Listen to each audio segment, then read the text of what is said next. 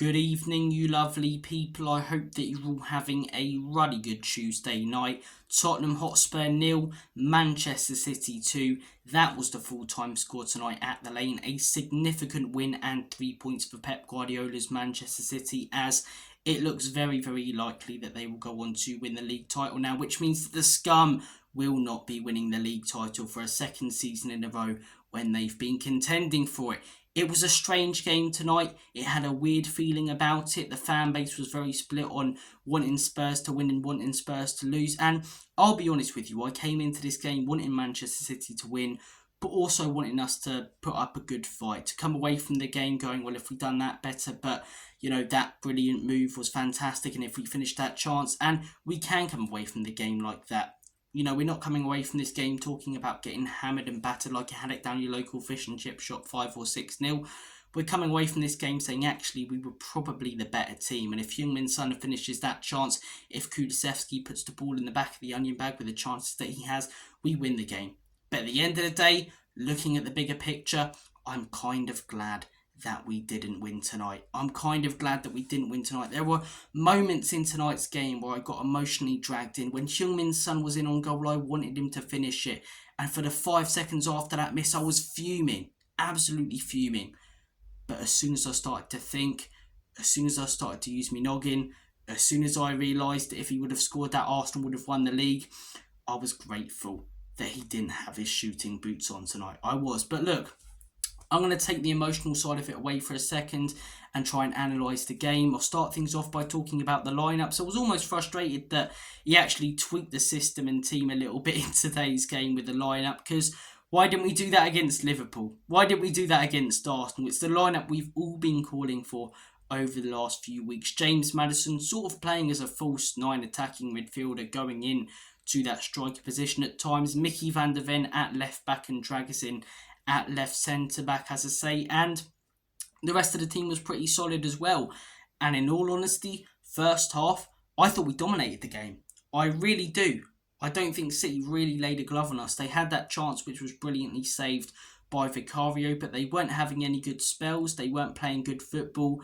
We were passing in between the lines. A lot of positive signs in that first half. And today's game overall, but especially that first half, really has shown me that whilst there are things Ange Postecoglou needs to work on, and in my opinion, he needs to clearly coach defence more, but I do think we still can be successful under this manager. You see a lot of people saying you'll never win stuff under Ange Postecoglou. Nonsense. If we get a proper out-and-out number 9 and a proper DM, next season we could win stuff, genuinely. Call me delusional, but those 2 holes, if we fill them with proven quality players, this team can be really solid and this team can compete with the big sides, because we did today, and the only thing we were missing against Manchester City was that out-and-out number 9 to finish some of those chances that we were putting into the box. We didn't necessarily have any big chances in that first half, but the play was brilliant. The play was really, really good up until that final third, especially playing out from the back. Dragusin looked really solid, made a really good block.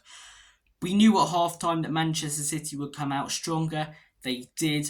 Really, really well worked goal. Quite poor from us, in all honesty. Bentancur comes off the pitch with a right arm. I tell you, kicking that bloody chair like he's Shawn Michaels. But as I say, he could have done better in defending that cross, which led to that Erling Haaland goal. Spurs, again, the better team for a while, creating more chances. Kulusevski clearly didn't get the memo that some Spurs fans wanted him to. Had a couple of big chances and good bits of play. But that one moment where time stood still for Villa fans, for Spurs fans, for Arsenal fans, for Manchester City fans, was when Heung-min Son went one-on-one with the goalkeeper. Yes, he's been a pile of pygmy hippo shit recently, but you just expected the net to bulge. And at the moment, as I say, I thought, please score, Sonny. Any rationale went out of my head. He missed it. I was fuming for 5 seconds. And as I said earlier in the video, I realised the bigger picture, Arsenal winning the league. Thank God that Heung-min Son didn't have his shooting boots on.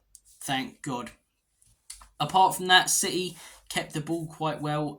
They got that penalty straight after Jeremy Doku completely doing Pedro Porro. That guy's got some ridiculous skill with his feet. And then fantastic finish from Haaland. FPL points. So for every cloud, I think, as I say, A lot of positives to take from tonight's game. We played very well. Our build-up play was fantastic. Andrew Postecoglou showed that he can tweak his system.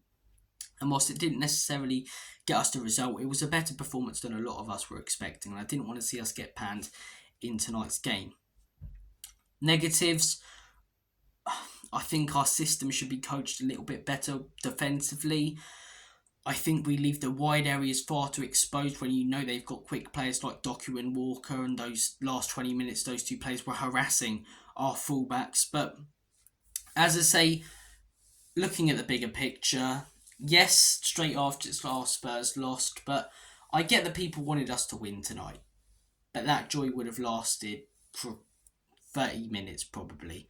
And then you realise that you've gifted your biggest rivals, the people who you hate most, the title that they will never shut up about for the next 20 years.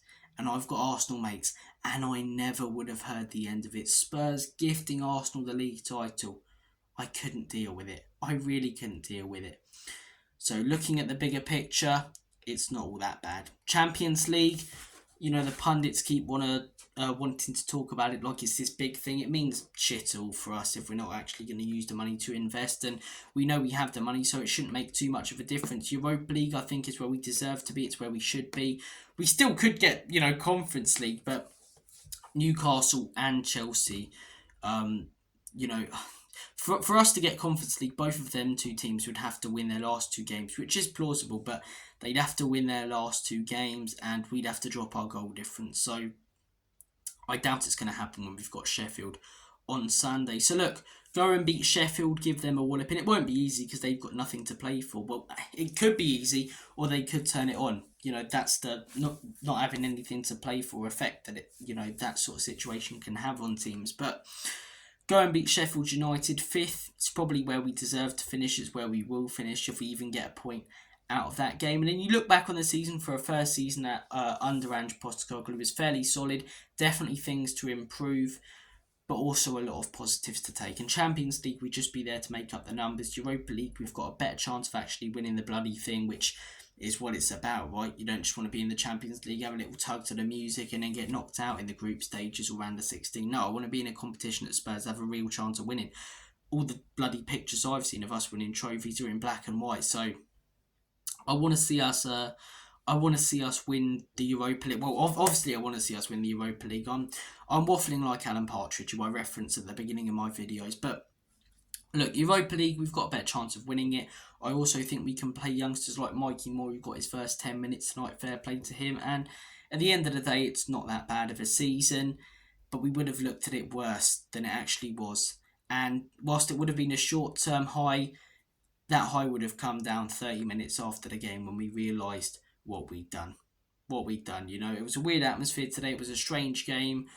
But at the end of the day, job done, kind of, if you know what I mean. Cheers for watching this video. Up there sits I'm going to look at Arsenal Twitter, all those YouTubers losing their heads who were all going on earlier about Spurs, North London peace and all of that absolute bollocks. They're going to be calling us bottle jobs. They're going to be calling us every name under the sun. I don't give a shit, lads. They are a good side. They are. You can't deny it. And this Manchester City team are ridiculous. And if they have broken 115 rules, they deserve to be punished and relegated out of not just like the top 4 leagues, but out of English football as a whole. They can go and play in the Russian league or something. But at the end of the day, there's money there as well. But at the end of the day, as I say, I hope those 115 charges are somehow, I can't see it, but cleared and all good, and that the integrity of football is still there, and we can respect this Man City team for how good they are. But still, this Arsenal team are really good. I can't deny that. They've got a lot of quality players. Their manager's done a good job. But I just think if they had someone like an Antonio Conte or Jose Mourinho to take them just over the line, they could do it, because they've got such a good side. I hate admitting it. I just think they need a win now, manager now. Arteta's done all the brilliant work like Poch did at us. And if we brought in Jose or Conte with that 2017-18 team, we would have won a Premier League, in my opinion. But as I say, it don't matter how good of a team they are. They ain't won anything over the last few years. So, Bob's your uncle. Bob's your uncle. Cheers for watching this video. Take care. Have a smashing rest of your night. And as always, Comedy Spurs in Big Andrew Trust. Up there sits Enoch and Levy out. It ain't easy, Arsenal. Elephants falling right through the bloody tree.